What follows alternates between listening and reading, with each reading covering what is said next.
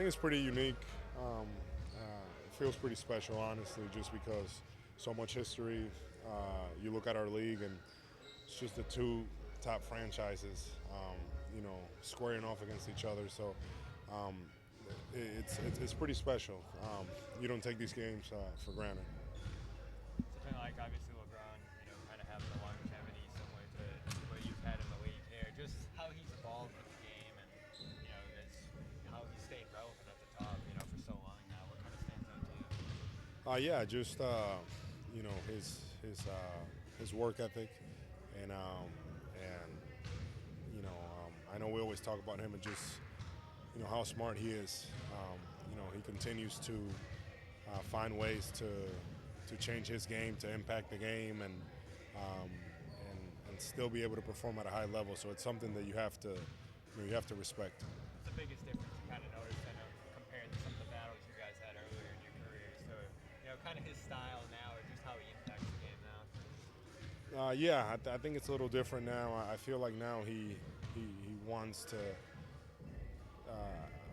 I feel like he lets his other guys kind of be able to do their thing around him, and he's not so much in control as much anymore. I think before he used to put a lot of pressure constantly on the offensive end, and obviously that's hard to do.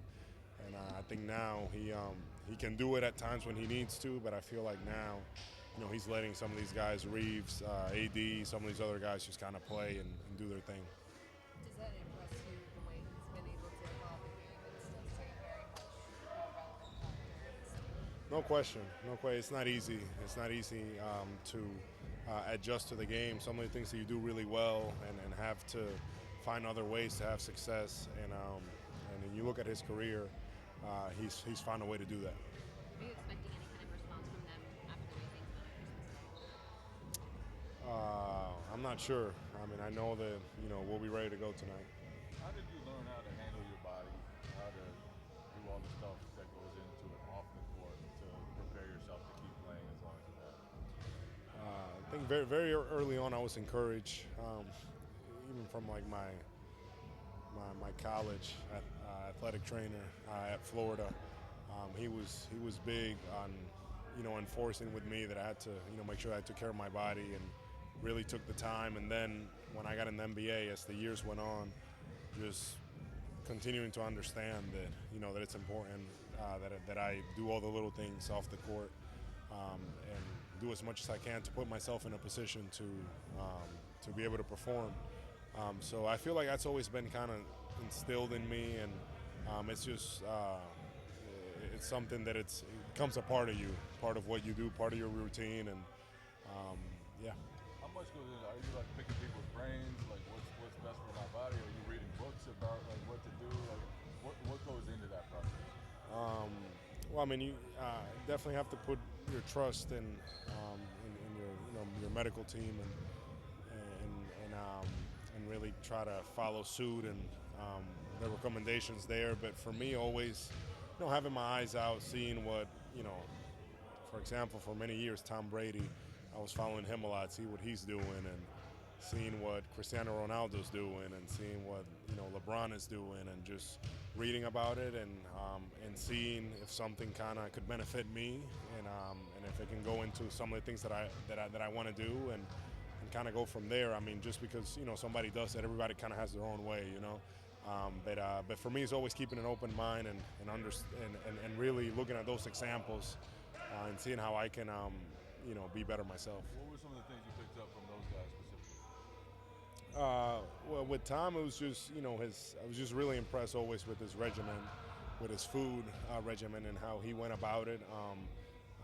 Obviously, he takes it to a much bigger extreme than I would. I do like to eat a little bit of everything, but that discipline, it goes a long ways, and that's something that I my first time here in Boston, I was able to pick some of those things up and kind of follow it, and staying away from certain foods, especially on game day, and things, just little things like that, things that kind of can give you a little edge. Did you ever get to meet him and talk to him about that, or you just kind of read it? I did. I was actually, before I was a Celtic. I was with the Hawks still, and I was able to come up here and into TB12 at the time and meet with him and spend some time. And for me, that was very enlightening. Al, is there anything taken away from the rivalry, just given where the Lakers are in the standings? When you play against the Lakers, Celtics, Lakers, I just learned that it doesn't matter records and things like that. Like it's just so much history behind it. The context is there. The large part of the NBA history has to do with these two franchises. So I think the records, you can throw those out the window when we play against each other. Al, what do you remember from last year's game here where crazy ending with LeBron and Pat Beverly? Like, what were you thinking when Pat was coming on the court with the tablet? With the camera?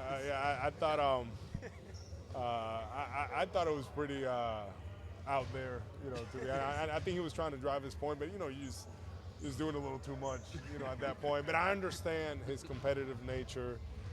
He might have been right, whatever the case may be, but I just remember I was just laughing. I was like, man, like this is really going on, and luckily for us, we were able to, to get that win.